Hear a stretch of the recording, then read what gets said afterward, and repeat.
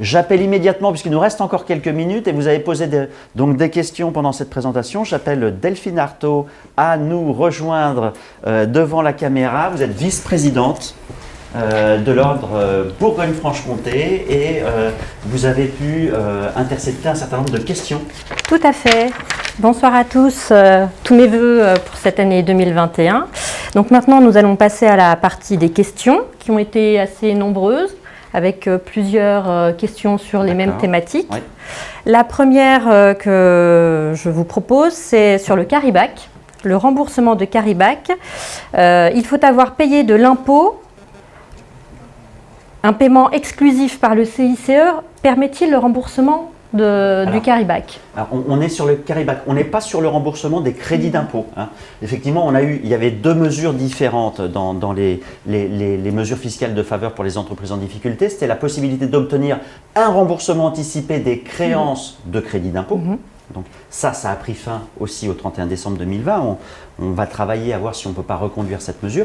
Et puis il y avait un deuxième dispositif qui était de dire, lorsque j'ai un déficit, et c'est ça le carry-back, alors que l'année dernière j'ai payé de l'impôt, cette année j'ai un déficit. La question c'est, rendez-moi l'impôt que je vous ai payé l'année dernière puisque je suis en déficit cette année. Donc je souhaite imputer mon déficit sur mon bénéfice de l'année dernière et c'est là où j'ai une créance d'impôt sur les sociétés. C'est donc pas un crédit d'impôt, hein, ce n'est pas la même chose. Créance de carry-back, oui, je peux demander le remboursement pour toutes les clôtures jusqu'au 31 décembre 2020. J'opte, parce que c'est optionnel le report en arrière des déficits, j'opte et je demande immédiatement le remboursement, indépendamment du CICE, indépendamment de mes autres crédits d'impôt. Hein, c'est deux dispositifs différents et complémentaires pour les entreprises en difficulté. Très bien. On a eu de nombreuses questions sur les aides Covid, et notamment toutes les aides des caisses de retraite. Donc, plusieurs questions. Les aides CARMF et CARPINCO sont-elles à prendre en compte, exonérées? A priori, vous y avez déjà répondu. Je te laisse répondre, mais la difficulté, c'est qu'on ne les connaît pas toutes, les aides. Voilà. Hein, donc, ce qu'il faudrait peut-être, c'est nous les communiquer, peut-être par écrit, qu'on puisse regarder. Puisque le texte de loi, comme le disait Olga, c'est ce que tu disais, il est assez restrictif, hein, le texte de loi. Au début, on avait prévu, deuxième loi de finances rectificative, que le fonds de solidarité. Et puis, projet de loi de finances pour 2021, on avait prévu que la première aide du CPSTI. Ils n'avaient même pas visé la deuxième. Ils n'avaient même pas visé la deuxième aide, parce qu'à l'époque du projet de loi, elle n'était même pas encore décidée. Et puis après, on a étendu aux caisses des professionnels libéraux. Ça veut dire que tous les autres professionnels ne sont pas visés. Alors, la caisse que vous me citez, je ne sais pas si c'est des professionnels libéraux ou des commerçants artisans. Des professionnels libéraux. Donc, à ce moment-là, il faut qu'on vérifie que ça rentre bien dans le texte de loi. En principe, les professionnels libéraux sont plutôt bien logés et sont normalement tous visés par le texte de la loi de finances pour 2021. Mais si je ne suis pas un professionnel libéral, là, je peux vous répondre tout de suite que c'est non, il n'y a pas d'exonération, en tout cas aujourd'hui prévue par les textes. Très bien. On a eu la même question pour tout ce qui était aide départementale, régionale. Pareil. A priori. Là, ça ne fonctionnera pas. On n'a pas de texte pour exonérer ces aides spécifiques mises en place par telle ou telle collectivité. Donc ça, ce n'est pas dans le champ d'application de l'exonération. Donc effectivement, on va devoir payer de l'impôt, le cas échéant, si on est bénéficiaire, sur les aides qu'on a perçues. L'État va récupérer une partie de l'aide qu'elle a accordée ou que les collectivités locales ont accordée. Sauf l'aide versée au titre du Fonds de solidarité, puisque dans le Fonds de solidarité, nous avions un volet 1 et un volet 2. Et donc, dans le cadre de ce volet 2 versé par le Fonds de solidarité, c'est exonéré. Très bien. Pour terminer sur les aides, puisque ça a quand même été un sujet phare au niveau des questions, les aides CPAM sont-elles exonérées ? A priori, elles n'ont pas été mentionnées. Bah non. Il me semble qu'elles ne sont pas mentionnées. Hein. On n'était pas sur la caisse primaire. Non. Alors, peut-être à relire le texte de la loi de finances. Mais pour moi, on ne visait pas la CPAM dans les exonérations. Non, pour moi non plus. Reprendre le texte pour confirmer, mais c'est ce que j'ai en tête. Très bien. On va clôturer cette partie sur les aides. À présent, on était sur la réévaluation. Oui. Si une entreprise a déjà procédé à une réévaluation avant 2020, considérera-t-on celle qui a été faite en 2020 comme une première évaluation ou pas? Oui. Je Je te laisse répondre. Oui, c'est exactement ce que prévoit le texte, puisque c'est pour la première opération de réévaluation pour des exercices clos à compter du 31 décembre 2020. Donc, si vous êtes dans ce cadre de l'application du texte, ça va vous concerner. On ne va pas regarder ce qui s'est passé avant. Puisqu'avant, on n'avait pas ce régime fiscal de faveur. Donc, on va regarder que ce qui se passe dans la fenêtre de tir du régime fiscal. J'attire quand même l'attention, c'est que j'ai dit que c'était un dispositif optionnel, cette neutralisation de la réévaluation. Certaines entreprises qui sont déficitaires ont peut-être intérêt aussi, certaines, c'est ce qu'elles se disent, à être imposables sur la plus-value pour pouvoir ensuite imputer leur déficit en avant, puisqu'on a parlé du report en arrière, mais le report en avant est également possible. Et donc, le fait de taxer ce produit, on peut le neutraliser par les déficits qu'on a en stock. Très bien. Maintenant, une question sur la CVAE. La CVAE 2020, liquidée en mai 2021, bénéficie-t-elle des taux réduits ?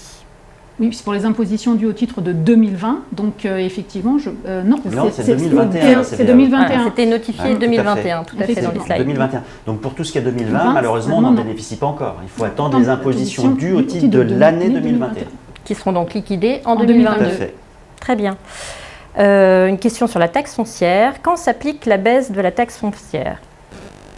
Alors baisse de la taxe foncière, on est sur les valeurs locatives. Je pense que c'était sur la question était relative aux valeurs locatives. Même chose, tout à fait. C'est 2021, c'est les mêmes mesures que pour la CVAE. Très bien.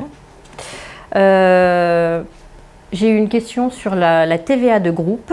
Oui. Vous ne nous avez pas parlé du régime TVA groupe. Qu'en est-il ? J'ai omis de le signaler. Alors aujourd'hui, il n'en est rien. C'est pour ça qu'on ne vous en a pas parlé. Parce que ce n'est pas pour tout de suite. Voilà, la réforme va s'appliquer. Alors, le texte est dit un peu bizarrement, mais dans les faits, il va s'appliquer en 2023.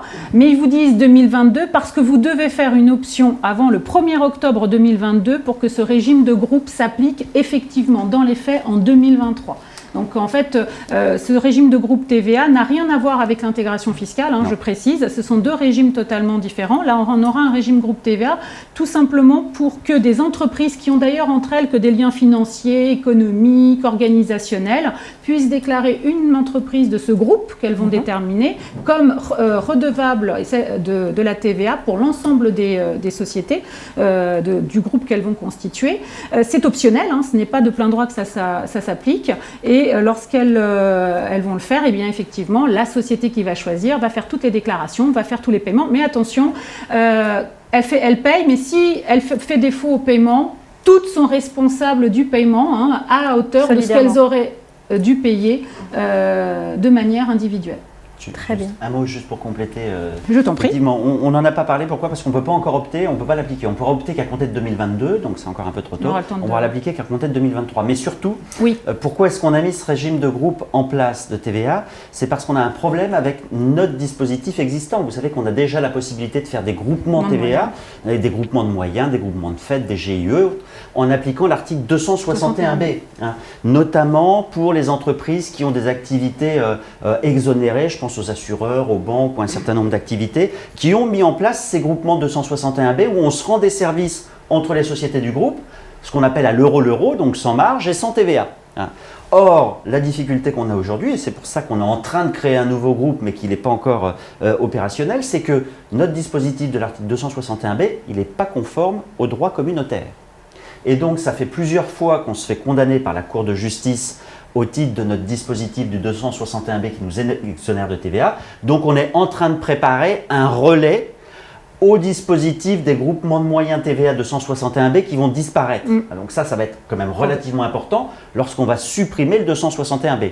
Donc, on attend les évolutions quand même de la jurisprudence communautaire et des textes pour vous reparler donc des groupes de TVA qui vont prendre le relais de nos groupements 261B du Code général des impôts. Très bien. Écoutez, je vous remercie pour toutes ces réponses.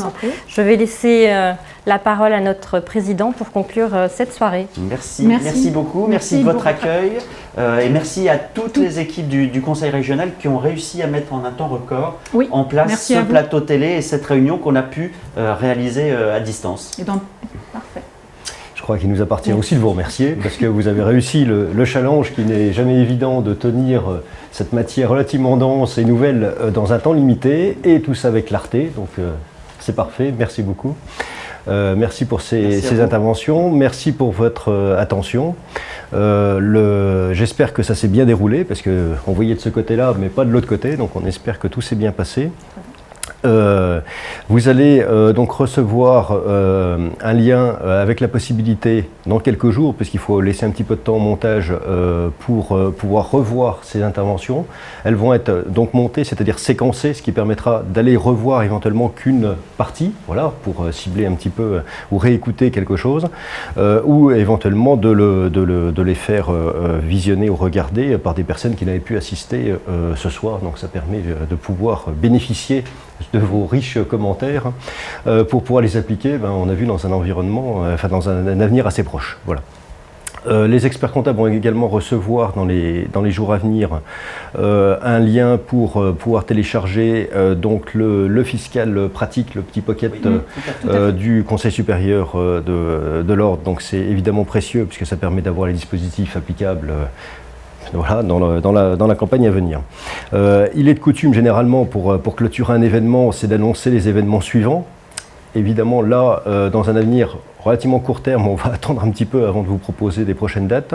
Ceci étant, je vais quand même vous en annoncer une puisqu'on a pris un petit peu de marge. Donc normalement, on espère qu'elle va bien se tenir et on espère même dans des conditions qui seront normales, sans confinement, sans couvre-feu, peut-être sans masque, là ce serait encore idéal. Donc c'est le jeudi 4 novembre à Besançon, c'est notre congrès régional.